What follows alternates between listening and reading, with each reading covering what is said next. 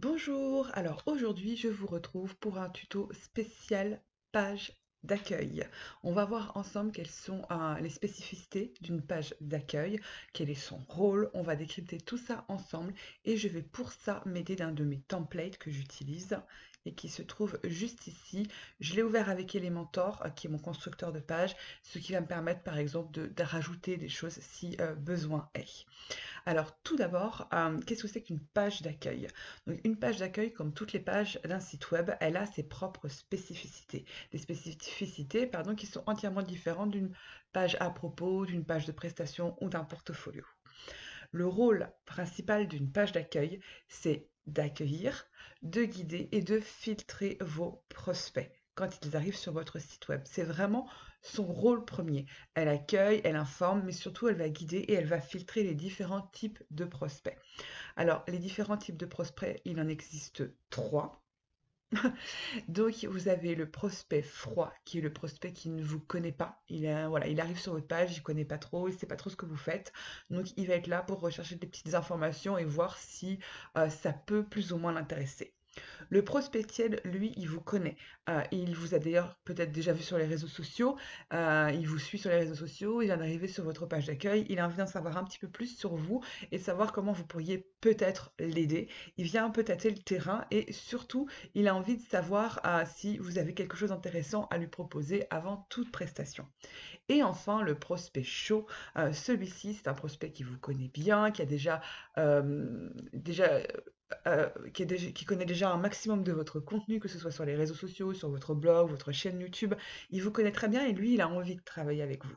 Donc lui, ce qu'il va venir chercher sur votre site web, c'est connaître vos prestations et vos offres. Et ça, depuis la page d'accueil, il va aussi falloir le spécifier.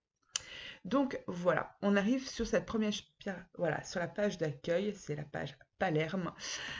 Cette page-là a été principalement créée pour les coachs et thérapeutes, mais de toute façon, si cette thématique-là est différente de la vôtre, vous pouvez complètement l'adapter, ça, il n'y a aucun souci. Je vais vraiment vous montrer les grandes sections, les grands aspects que vous pouvez retrouver sur une page d'accueil. Donc, en premier, quand on arrive sur une page d'accueil, c'est important d'avoir une grande photo de soi souriante, voilà, quelque chose d'un peu quand même professionnel pour que ça rassure la personne en face de vous et qu'elle s'identifie à vous et qu'elle se dise, tiens, c'est une véritable personne, c'est pas juste un site internet qui pourrait peut-être être un peu fake ou on ne sait pas trop qui se cache derrière. Là, ils arrivent directement, ils savent, voilà, qui est derrière ce site. On a une grande photo rassurante. On a ici Palerme, donc c'est le don que j'ai donné, et sa spécificité, elle est coach. Juste après, on a la fameuse phrase d'accroche. La phrase d'accroche, c'est celle qui va expliquer qui vous êtes, ce que vous faites et comment vous pouvez l'aider. C'est une phrase qui est courte et qui doit être très précise et c'est pour moi une des phrases les plus importantes de votre page d'accueil sur laquelle je vous invite vraiment à travailler. Il ne faut pas qu'elle fasse 5 lignes, il faut vraiment que ce soit une phrase complète qui vous invite à savoir qui vous êtes, à qui vous vous adressez et ce que vous faites. Voilà, ensuite vous avez un petit bouton commencer ici qui peut vous aider à amener la personne vers, en fonction de votre stratégie, par exemple votre lead magnet ou votre offre. Cela va vraiment dépendre de la stratégie que vous voulez mettre en place sur votre site web. Ensuite, nous avons la deuxième section qui est ici ce que l'on appelle les preuves sociales. Donc les preuves sociales, ici, ça peut être par exemple un lien vers des articles que vous avez écrits ou bien des interviews que vous avez, sur lesquelles vous avez participé ou été interviewé pour ces médias-là. Ça peut être le nombre de vos followers sur les réseaux sociaux, si par exemple vous êtes community manager. Ça, voilà, ça va être vraiment toutes les preuves sociales, ce qui vous a permis de gagner en visibilité et d'avoir été reconnu dans certains aspects de votre domaine d'expertise. Donc là, on les met vraiment en deuxième section puisque ça va venir appuyer votre sérieux, votre e-réputation et c'est quelque chose que l'on met très rapidement. Ensuite, ce que je préconise, mais là encore, bien sûr, ça dépend de la stratégie, c'est votre leads magnet. C'est-à-dire que dans les 3 premières sections de votre page d'accueil, la personne doit pouvoir rapidement venir s'inscrire. Donc là, normalement, il y a un petit bouton sur lequel ils s'inscrivent. Là, je ne l'ai pas mis, mais en fait, l'idée, c'est ici qu'ils aient directement le lead magnet où ils peuvent directement s'inscrire en laissant leur adresse mail et leur prénom, par exemple, et ils recevront un cadeau gratuit, une mini-formation, un e-book, Tout ça va dépendre du lead magnet que vous avez choisi.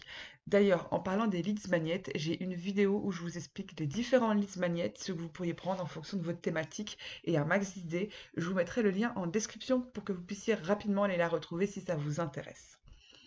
Ensuite, on arrive dans la petite section Qui suis-je? C'est toujours important d'avoir une petite section Qui suis-je? Là encore avec une jolie photo.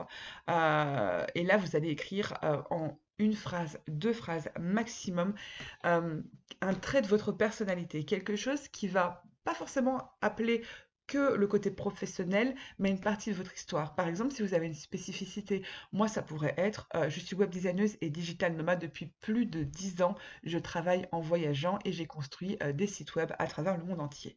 Ça pourrait être par exemple une manière de me présenter, quitte à rajouter par exemple en dessous un lien vers votre page à propos, quoique c'est pas forcément pertinent sur une page d'accueil, puisque votre but premier dans votre stratégie, c'est pas forcément d'envoyer une personne vers votre page à propos. Donc, si elle veut, après, elle peut tout à fait retrouver votre à propos sur le menu qui se trouve tout en haut de votre page d'accueil. Mais voilà, toujours avoir quand même une petite section page à propos pour pouvoir un petit peu expliquer qui vous êtes, votre spécificité, et ce qui va créer un vrai lien avec votre prospect en se disant, ah bah tiens, par exemple, moi aussi j'aime voyager, ou moi aussi je suis digital nomade. Ça va faire un lien qui va vraiment ajouter de l'authenticité et de la personnalité. Ensuite, on va parler ici de vos offres et de vos programmes. Là, vous allez avoir, bon, là j'en ai mis trois en exemple, hein, et voilà, une petite section où vous allez expliquer succinctement vos différentes offres. Attention, on est d'accord, si vous avez 15 offres, vous n'allez pas présenter vos 15 offres. Soit dit en passant, un site internet n'est pas non plus fait pour proposer 15 offres différentes. À mon sens, 3 offres, c'est déjà vraiment complet. Vous avez par exemple une méthode, un coaching de groupe ou quelque chose sur mesure. Là, on va l'illustrer avec vraiment une photo qui illustre eh ben, l'offre en question. Si c'est plutôt un coaching de groupe, on va mettre voilà, un groupe. Si c'est plutôt du coaching one-to-one, on va mettre deux personnes ensemble. Ou si c'est quelque chose de plus technique, n'hésitez pas aussi vraiment à choisir. Les images dans un site internet, elles doivent transmettre un message. On ne choisit pas une image n'importe comment. C'est vraiment là pour transmettre un message et appuyer sur tout votre message. En dessous, vous allez décrire là aussi très succinctement quelle est cette offre et à qui elle s'adresse. Par exemple, un coaching de groupe pour toutes les personnes souffrant d'un burn-out qui ont envie de travailler avec un groupe, par exemple. Et en dessous, vous avez ce qu'on appelle un appel à l'action, c'est-à-dire un bouton qui, une fois qu'on va cliquer dessus, va mener soit à votre page prestation, soit ici, par exemple, pour réserver un appel si ça fait partie de votre stratégie. Ensuite, on peut ajouter ici une petite citation inspirante. C'est bien aussi de pouvoir un petit peu imprégner votre page d'accueil de votre personnalité et de vos goûts. N'hésitez pas à ajouter voilà, quelque chose, une citation qui explique aussi un petit peu votre métier, pourquoi vous l'avez choisi, qui sont vos mentors, qu'est-ce qui vous inspire. C'est très important, ça va permettre aussi à la personne qui ne vous connaît pas de se projeter et peut-être de se dire, ah bah tiens, moi aussi j'aime beaucoup cette citation ou j'aime beaucoup ce mentor, je suis tout à fait en accord avec ses valeurs, ses principes et ces choses comme ça.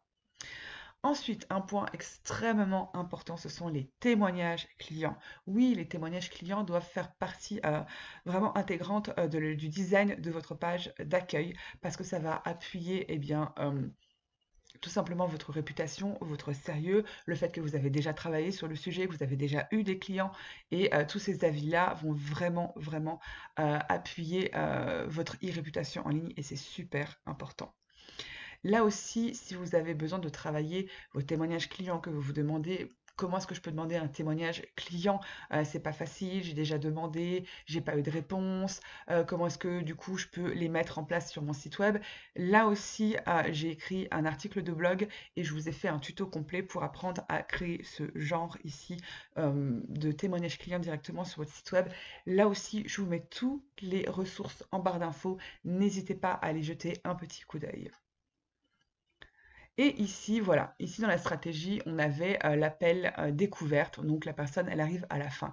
Une page d'accueil se termine toujours par un appel à l'action. Ici, ça appelle les gens à venir réserver un appel découverte, une session diagnostic et compagnie. Et pour cela, j'ai intégré par exemple ici l'outil Calendly qui s'intègre très très bien à la page d'accueil et avec l'outil Elementor que j'utilise pour le design de la page, c'est très utile et c'est très facile à mettre en place.